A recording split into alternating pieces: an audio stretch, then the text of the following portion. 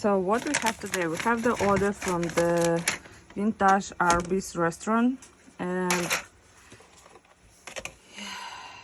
basically it must look like that, but this one I will keep it for me because I try to fix everything and try to understand how it must be looks.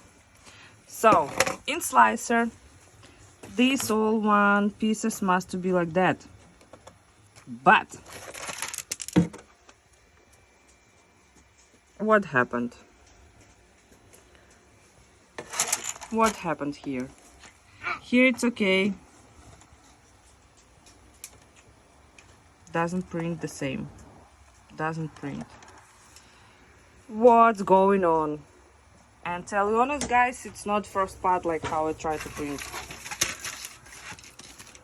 So if you still think like the 3D printing it's so easy, no guys, it's not easy.